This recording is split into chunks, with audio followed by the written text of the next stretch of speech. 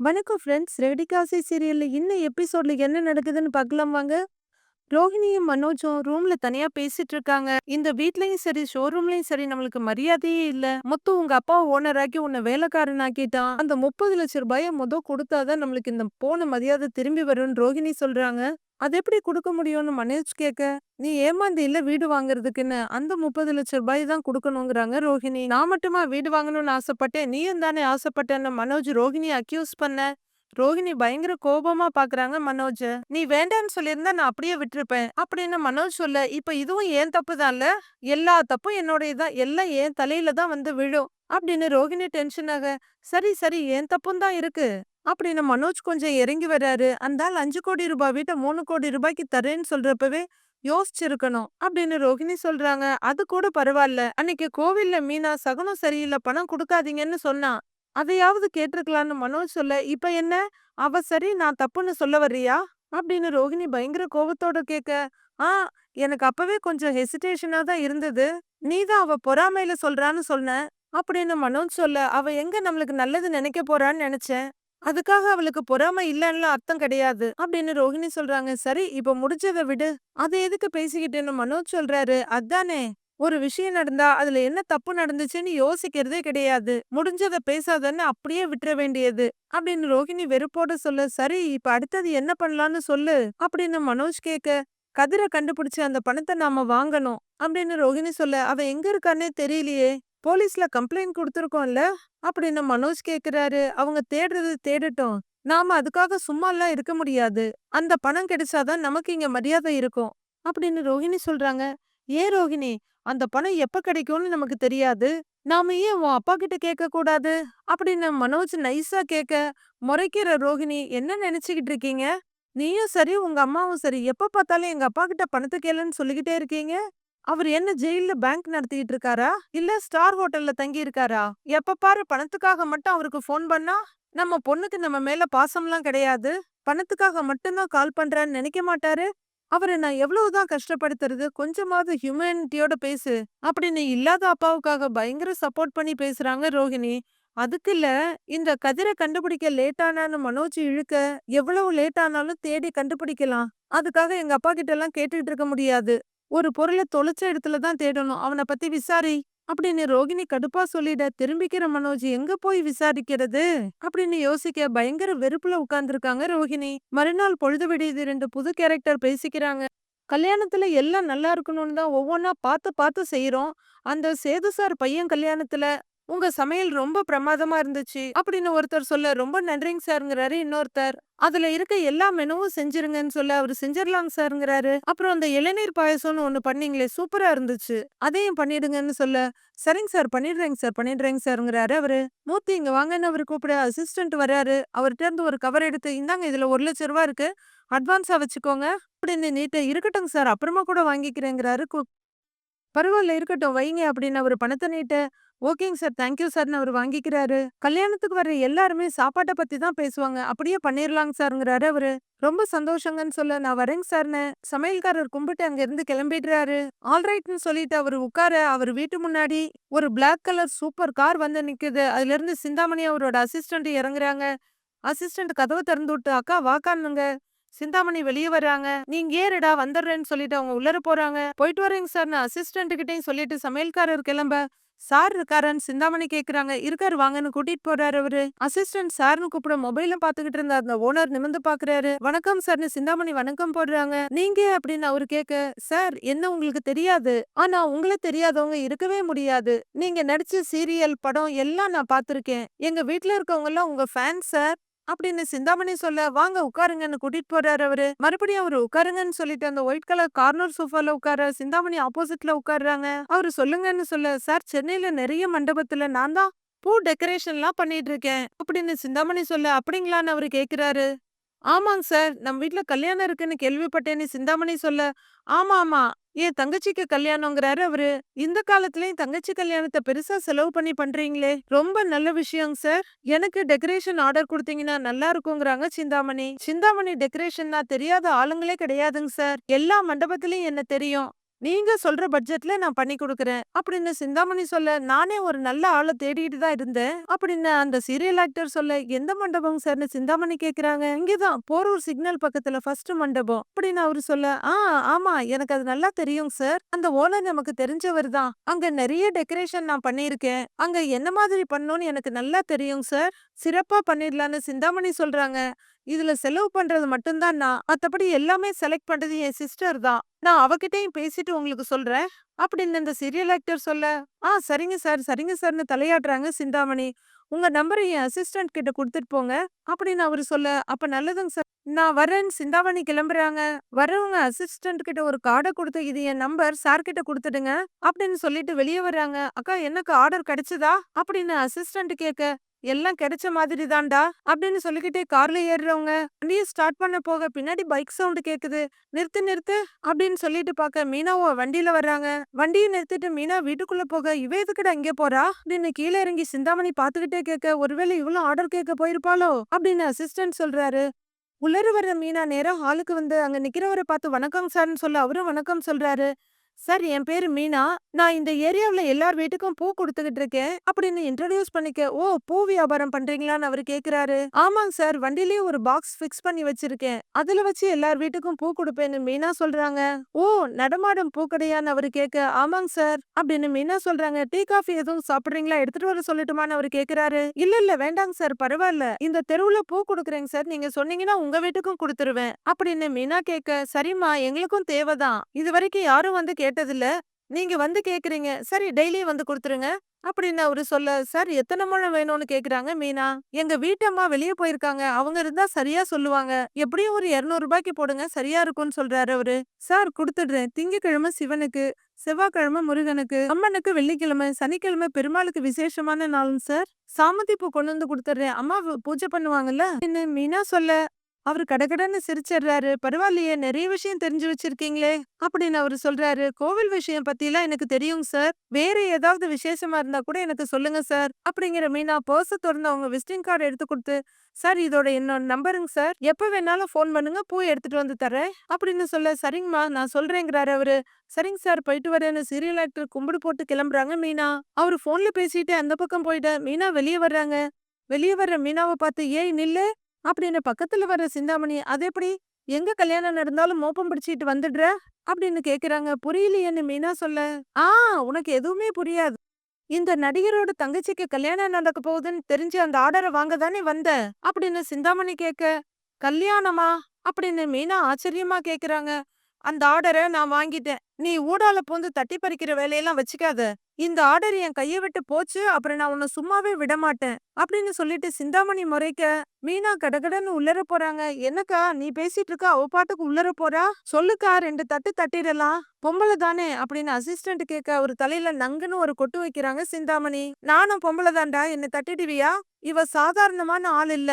இவள வேற மாதிரி தான் ஏதாவது செய்யணும் அப்படிங்கிற சிந்தாமணி திறந்திருந்த கேட் வழியா உள்ளர பாக்க, உள்ளர போன மீனா ரொம்ப பெருமிதமா வெளியே வர்றாங்க.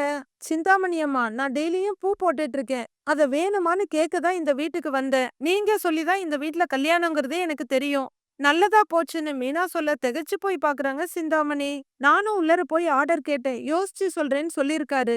இந்த மாதிரி அப்பப்ப தகவல் கொடுத்தீங்கன்னா எனக்கும் நல்லா இருக்கும். உங்களுக்கும் நான் கமிஷன் கொடுத்துறேன்னு சிரிச்சுக்கிட்டே மீனா சொல்ல, கடுப்பாகிற சிந்தாமணி ஏன்னு விரல நீட்டுறாங்க. எனக்கு வேலை இருக்கு, நான் வரேன் அப்படின்னு சிரிச்சுக்கிட்டே வண்டிகிட்ட போயிடுறாங்க மீனா. சிந்தாமணி படு டென்ஷனா அங்கேயே நின்னு பாத்துக்கிட்டு இருக்காங்க. கார் ஷெட்ல வந்து காரை பார்க் பண்ற முத்து கீழே இறங்கிட்டு, என்னடா செல்வம் சவாரி எதுக்கும் போகலையான்னு கேக்குறாரு. இல்லடா எதுவும் செட் ஆகலன்னு அவரு சொல்ல, என்கிட்ட கேட்டிருந்தேன்னா எனக்கு வந்து சவாரிய மாத்தி விட்டுருப்பேன்ல அப்படின்னு முத்து சொல்ல, எனக்கு விட்டுட்டு அப்புறம் உனக்கு சவாரி வேண்டாமா? இப்பெல்லாம் ரெகுலர் சவாரியும் பெருசா வர்றதில்லடா, எல்லாருக்குமே டல்லா தான் போயிட்டு இருக்குன்னு செல்வம் சொல்றாரு. கரெக்டு தான்டா. வெளியூர் சவாரி ஏதாவது வந்ததுன்னா கையில காசு நிக்கும், அதுவும் எப்பவாவது தான் வருது அப்படின்னு முத்து கொஞ்சம் சலிப்பா சொல்றாரு. இப்பெல்லாம் டிராவல்ஸ் கார் நிறைய ஓடுதுடா, ரொம்ப டிமாண்ட் ஆகி போச்சுடா அதான் எனக்கு ஒரு ஐடியா தோணுதுடான்னு செல்வம் சொல்ல, என்ன ஐடியான்னு முத்து கேக்குறாரு. சைடுல ஏதாவது வருமானம் வர்ற மாரி ஏதாவது ஒரு விஷயம் பண்ணணும்டா அப்படின்னு செல்வம் சொல்ல, நல்ல விஷயம் தான்டா. என்ன பண்ணலான்னு இருக்கேன்னு முத்து கேக்குறாரு. கார் ஓட்டுறது தவிர நமக்கு வேற என்னடா தெரியும்? அதான் சின்னதா ஒரு டிரைவிங் ஸ்கூல் ஆரம்பிக்கலான்னு இருக்கேன். நானும் நீயும் சேர்ந்து அப்படி ஒரு விஷயம் பண்ணினா அப்படின்னு செல்வம் கேட்க, ஏய் நல்ல ஐடியாவா இருக்குடா. நமக்கு தெரிஞ்ச வித்தைய 4 பேருக்கு கத்து கொடுத்த மாதிரி ஆச்சு. அதுல இருந்து நமக்கு ஒரு வருமானம் பார்த்த மாதிரி ஆச்சுல அப்படின்னு முத்து ஒத்துக்கிறாரு. காலையிலயும் சாயந்தரம் தான் கிளாஸ் எடுக்கிற மாதிரி இருக்கும். மத்த நேரம்லாம் நம்ம சவாரிக்கு போயிரலாம். காலையில ஒரு 2 மணி நேரம், சாயந்தரம் ஒரு 2 மணி நேரம். டிரைவிங் ஸ்கூலுக்கு டைம் ஒதுக்குனா போதும்டா அப்படின்னு செல்வம் சொல்றாரு. ஆமாண்டா, நல்ல யோசனையா தான்டா இருக்கு. ஆனா டிரைவிங் ஸ்கூல்னா அதுக்கு வேற மாதிரி கார் வேணும்ல. 2 பக்கமும் பிரேக், கிளட்ச் எல்லாம் இருக்கும்ல அப்படின்னு முத்து கேக்குறாரு. எனக்கு தெரிஞ்ச ஒருத்தர் டிரைவிங் ஸ்கூல் வச்சிருந்தாரு. இப்ப அந்த இடத்த விக்கிறாரு.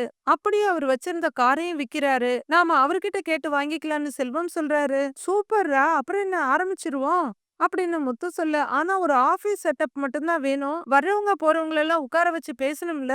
கிளாஸ்ல சேர வர்றவங்களுக்கு அட்மிஷன் பண்றதுக்கு ஒரு இடம் வேணும்ல அப்படின்னு செல்வம் கேட்க, யோசிக்கிற முத்து அதுக்கு ஏதாவது ஒரு இடம் பார்க்கலாம். முதல்ல பிள்ளையார் சொல்லி போட்டு ஆரம்பிப்போம்டா அப்படின்னு முத்து சொல்றாரு. ஸ்கூல்ல ரெஜிஸ்டர் பண்றதுக்கு ஒரு அட்ரஸ் எல்லாம் வேணுமே. இப்போதைக்கு வேணா உன் வீட்டு அட்ரஸ போட்டு பண்ணிக்கலாமா? உன் வீட்டு ஏரியாவில தான் கார் ஓட்டுறது சொல்லி கொடுக்கறதுக்கெல்லாம் இடம் பெருசா இருக்கும் அப்படின்னு செல்வம் சொல்றாரு. கரெக்ட் தான். அடுத்தடுத்து என்ன பண்ணணும்னு யோசிச்சு முன்னேறி போய்கிட்டே இருக்கணும். ஒரே இடத்துல தேங்கிடக்கூடாது. மீனாவுக்கு தெரிஞ்சா ரொம்ப சந்தோஷப்படுவாடா அப்படின்னு முத்து சொல்ல, அப்ப உன் அட்ரஸ போட்டு ஆரம்பிச்சிடலாமான்னு செல்வம் கேக்குறாரு.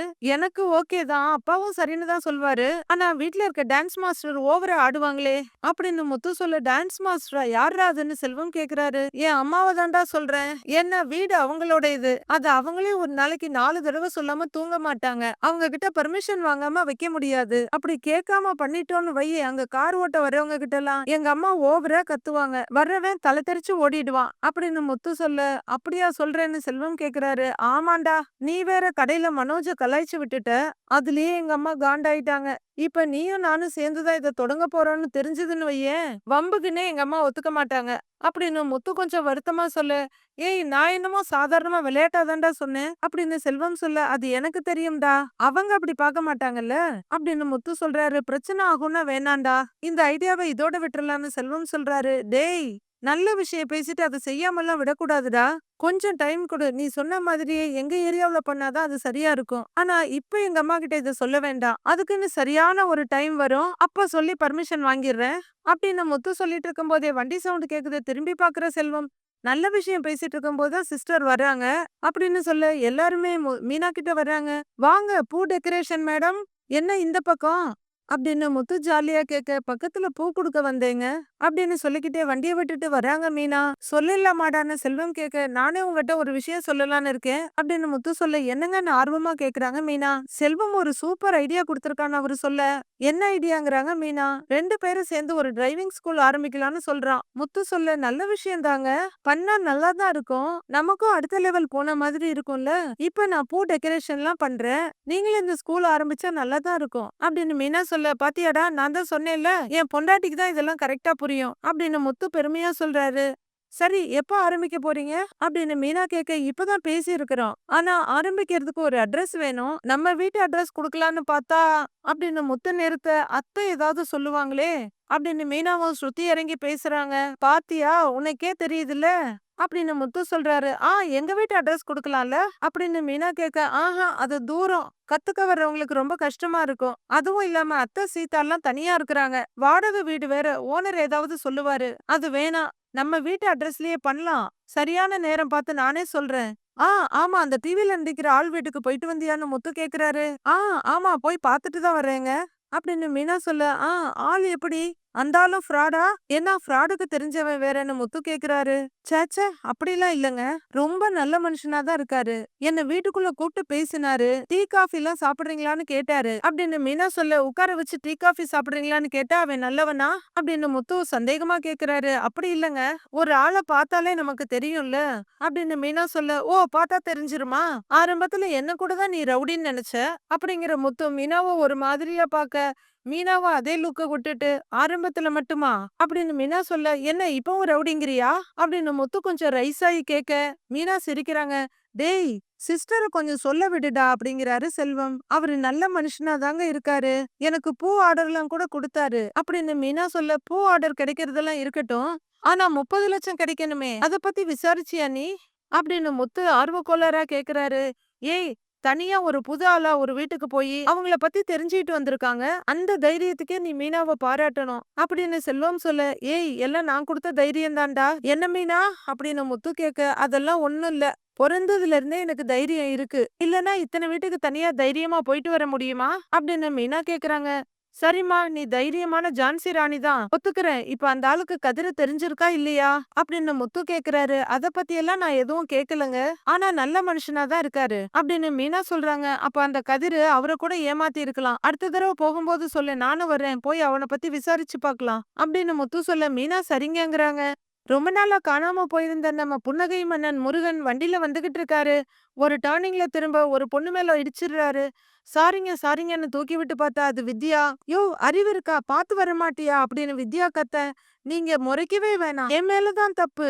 என் மேல தப்பு இல்லைன்னு சொன்னாதானே நீங்க முறைக்கணும். அப்படின்னு முருகன் சிரிச்சுக்கிட்டே பவ்யமா சொல்ல, கொஞ்சம் விட்டிருந்தா நான் கீழே விழுந்திருப்பேன் அப்படின்னு வித்யா கோவமா சொல்றாங்க. நீங்க கீழே விழறதுக்கு முன்னாடியே நான் புடிச்சிட்டேங்க அப்படின்னு முருகன் சொல்ல, இப்படிலாம் புடிக்கணும், விழணும்னு தான் சீன் கிரியேட் பண்றீங்களா? அப்படின்னு வித்யா கோவமாவே கேட்க, ஐயையோ அந்த மாதிரி எல்லாம் கிடையாதுங்க. எனக்கு அப்படி யோசிக்கவே தெரியாதுங்க. அப்படின்னு பதறி அடிச்சாலும் மொத்த பல்லையும் காட்டிக்கிட்டே நிக்கிறாரு முருகன். வண்டியை கொஞ்சம் ரிவர்ஸ் எடுக்கிற வித்யா ஸ்டார்ட் பண்ணி பார்க்க, போச்சு, ஸ்டார்ட் ஆக மாட்டேங்குது. நீங்க இடிச்சு என் வண்டியை ஏதோ பண்ணிட்டீங்க. இப்பதான் சர்வீஸ் வேற விட்டுட்டு வந்தேன் அப்படின்னு கோவமா சொல்ல, ஏங்க டென்ஷன் ஆகாதீங்க. பக்கத்துல தான் மெக்கானிக் ஷாப் இருக்கு. அங்க போய் சரி பண்ணிக்கலாங்கிறாரு முருகன். எனக்கு தானே இப்ப தண்ட செலவுன்னு வித்யா சொல்ல, இல்லங்க, எந்த ஃபால்ட்டா இருந்தாலும் நானே சரி பண்ணி கொடுத்துட்றேங்க. உங்களுக்கு ஒண்ணும் உடம்புல அடி எதுவும் படலையேன்னு முருகன் கேட்க, வித்யாவுக்கு திக்குன்னு இருக்கு. இருந்தாலும் சமாளிச்சுக்கிட்டே, அடிபட்டா அதையும் கரெக்ட் பண்ண போறியான்னு கேக்குறாங்க. ஐயையோ, அப்படிலாம் ஒண்ணும் இல்லங்க. வண்டியை சரி பண்ணி கொடுத்துட்றேங்கிறாரு முருகன். நீங்க தான் சரி பண்ணி தரணும். தப்பா வந்தது நீங்க தானே அப்படின்னு வித்யா கத்த, ஆமாங்க, நான் கவனிக்கலங்க அப்படின்னு முருகன் சொல்றாரு. கண்ணை ரோட்ல வச்சு ஓட்டுனா தானே அப்படின்னு வித்யா சொல்றாங்க. கரெக்ட் தாங்க, நான் ரோட்ட பாக்கல, வேற எங்கேயோ பாத்துட்டு வந்தேங்க அப்படின்னு டோட்டலா சரண்டர் ஆகுறாரு முருகன். எனக்கு மட்டும் ஏதாவது அடிபட்டிருந்துச்சுன்னா அப்புறம் அப்படின்னு வித்யா சொல்லிட்டு இருக்கும்போது, ஐயையோ ரொம்ப ஃபீல் பண்ணிருப்பேங்கிறாரு முருகன். ஐயையோ, யாருடா இவங்கிற மாதிரி வித்யா பாக்க, நல்ல வேளை உங்களுக்கு ஒண்ணும் ஆகலங்க, உங்களுக்கு ரொம்ப நல்ல நேரம்ங்கிறாரு முருகன். அதனாலதான் எனக்கு இப்ப வண்டி ஸ்டார்ட் ஆகலையா அப்படின்னு வித்யா கேட்க, வண்டிக்கு தாங்க நேரம் சரியில்லை அப்படின்னு முருகன் சொல்லிட்டு இருக்க, என் வண்டிக்கு மட்டும் சரியாகாம போச்சுன்னு வச்சுக்கோங்களேன், அவ்வளவுதாங்க உங்களை என்ன வித்யா வரல நீட்டி மிரட்ட, கண்டிப்பா சரி பண்ணி கொடுத்துட்றேங்க.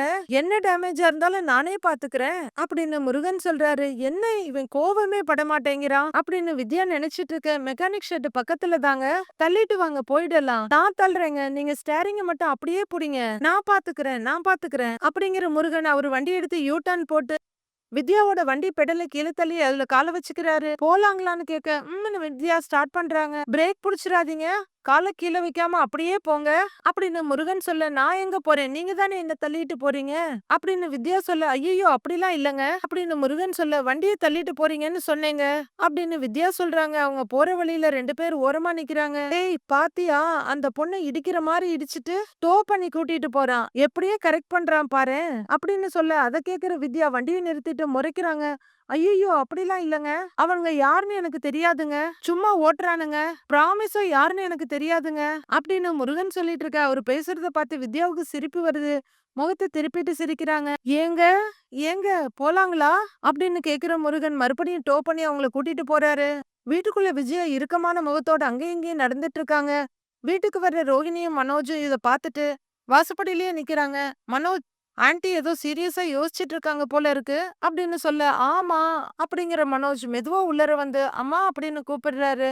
வாங்க அப்படிங்கிற விஜயா மறுபடியும் ஏதோ யோசிக்க, என்ன யோசிச்சுட்டு இருக்கீங்க அப்படின்னு மனோஜ் கேட்க, எல்லாம் வீட்ல நடக்கிறத பத்தி தான். வர வர மரியாதையே இல்லாம போயிடுச்சு. இருந்த மரியாதை நீங்க செஞ்ச வேலையில இறங்கிடுச்சு. அந்த 30 லட்சம் ரூபாய்க்கு ஏதாவது ஏற்பாடு பண்ணீங்களா அப்படிங்கிற விஜயா ரோகிணிய பாக்க, ரோகிணி மனோஜ ஒரு பார்வை பார்த்துட்டு தலை குனிஞ்சிட்டு நிக்கிறாங்க. ரோகிணி, பணம் கிடைக்குமா இல்லையான்னு விஜயா கேட்க, ட்ரை பண்ணிட்டு தான் ஆண்டி இருக்கோம் அப்படின்னு ரோகிணி சொல்றாங்க. இன்னும் எத்தனை நாள் பணம் கொடுத்தாதான் இந்த வீட்ல மரியாதையோட இருக்க முடியும், ஓ அப்பா கிட்ட கேட்க வேண்டியது தானே அப்படின்னு விஜயா சொல்ல, அம்மா ரோகிணியோட அப்பா தான் ஜெயில இருக்காருல்ல அப்படின்னு மனோஜ் சொல்றாரு.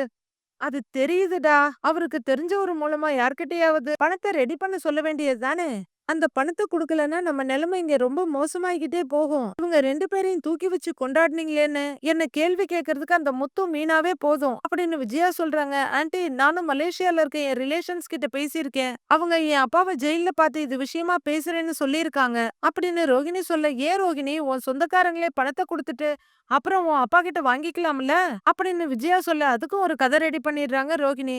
ஆன்ட்டி, எங்க குடும்பத்திலேயே நாங்க மட்டும் தான் கொஞ்சம் வசதியானவங்க. அப்பா சின்ன வயசுல இருந்தே பிசினஸ் பண்ணி சம்பாதிச்சாரு.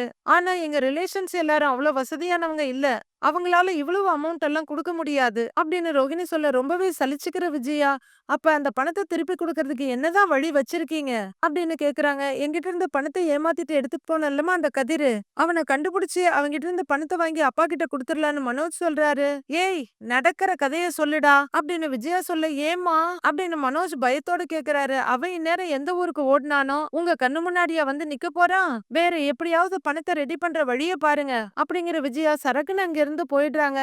அடுத்து முத்துவும் மீனாவும் வீட்டுக்குள்ள வர்றாங்க. அப்பா அப்பான்னு கூப்பிட்டுக்கிட்டே முத்து வர, என்னடா சீக்கிரமே வந்துட்டேன்னு வெளியே வர அண்ணாமலை கேக்குறாரு. அப்பா, இன்னைக்கு சவாரி ஒண்ணும் வரலப்பா, ஃபுல்லா விசாரணையிலேயே போய்கிட்டு இருக்குது அப்படின்னு முத்து சொல்ல, என்ன விசாரணைன்னு அண்ணாமலை கேக்குறாரு. நீதானேப்பா சொன்ன இவனை ஏமாத்தினவனை கண்டுபிடிக்க சொல்லி அப்படின்னு முத்து சொல்றாரு. ஏதாவது தெரிஞ்சுதானே அண்ணாமலை கேட்க, அவனை தெரிஞ்ச 2 3 பேரை போய் பார்த்து விசாரிச்சுட்டு வந்திருக்கோம். அவன் யாரு என்னன்னு இப்பதான்ப்பா டீட்டெயில் தெரிய ஆரம்பிச்சிருக்கு அப்படின்னு முத்து சொல்லிட்டு இருக்க. எங்க இருக்கான்னு தெரிஞ்சிருச்சா அப்படின்னு பயங்கர ஆர்வமா விஜயா கேக்குறாங்க. அதெல்லாம் ஒண்ணும் தெரியலப்பா, முதல்ல அவன் யாருன்னு முழுசா தெரிஞ்சாதான் எங்க இருப்பான்னு கண்டுபிடிக்க முடியும். ஆனா சீக்கிரம் மாட்டிடுவான்ப்பான்னு முத்து சொல்றாரு. அப்பா, அப்படி மாட்டிக்கிட்டான்னா நான் கொடுத்த பணம் எனக்கு திரும்பி வந்துடணும்ப்பா அப்படின்னு மனோஜ் சொல்ல, ஏண்டா அந்த பணத்தை நான் எடுத்துப்பேன்னு டவுட்டா இருக்கா? கவலைப்படாத, நான் ஒண்ணும் உன்னை மாதிரி அடுத்தவங்க பணத்தெல்லாம் எடுத்துக்கிட்டலாம் ஓடவும் மாட்டேன், அடுத்தவங்ககிட்ட என் பணத்தை கொடுத்து ஏமாறவும் மாட்டேன், புரிஞ்சுதான்னு முத்து கேக்குறாரு. இதுக்கு மனோஜ் வாய வச்சுட்டு சும்மாவே இருந்திருக்கலாம்னு விஜயா நினைக்கிறாங்க. சரி, அந்த பணம் எப்பதான் கிடைக்கும், எனக்கு சீக்கிரம் வேணும் அப்படின்னு மனோஜ் சொல்ல, ஏண்டா நீ என்ன பேங்க்ல செக்கா போட்டு வச்சிருக்கிற, எப்ப பணமா வரும்னு கேட்டுக்கிட்டு இருக்கிற? நக்கல பாத்தியாப்பா இவனுக்கு, இவன் போய் ஏமாந்துட்டு வருவானா? நான் அவனை சீக்கிரமா கண்டுபிடிச்சு கொடுக்கணுமா? ஏதோ நீ சொன்னியானுதான்ப்பா நானும் மீனாவும் அங்கங்க தேடி அலைஞ்சுகிட்டு இருக்கிறோம். மீனா பூ கட்டுற வேலையை விட்டு சிஐடி வேலையெல்லாம் பாத்துக்கிட்டு இருக்கிறா அப்படின்னு முத்து சொல்ல, அண்ணாமலையும் விஜயாவும் மீனாவை பாக்குறாங்க. நாளைய ப்ரோமோவுல மீனா பாலை மட்டும் சூடு பண்ணி கொடுன்னு விஜயா சொல்றாங்க. அதையும் மீனா தான் செய்யணுமா? அப்பா, அதான் பார்லர் அம்மா தோசை சுடுது இல்லப்பா, அப்படியே அம்மாவுக்கு பாலை சூடு பண்ணி கொடுக்க சொல்லுப்பா அப்படின்னு முத்து சொல்றாரு. உடனே ரோகிணி கிட்ட வர்ற விஜயா, பாத்தியா, இதுதான் இந்த வீட்ல நமக்கு இருக்க மரியாதை. சீக்கிரமா பணத்தை திரும்ப கொடுத்தாதான் இந்த வீட்ல நம்ம கௌரவமா இருக்க முடியும். 2 பேரும் சீக்கிரமா பணம் கொடுக்கற வழிய பாருங்க. டைம் ஆக ஆக உங்களுக்கு தான் அவமானம் அதிகமாகும். உன்னால எங்களுக்கும் மரியாதை குறைஞ்சுகிட்டே இருக்கு. சீக்கிரம் பணத்தை ஏற்பாடு பண்ற வழிய பாருங்கன்னு விஜயா பயங்கர கோவமா சொல்றாங்க. மீதி என்ன நடக்குதுங்கறத நாளைக்கு பார்க்கலாம் ஃப்ரெண்ட்ஸ்.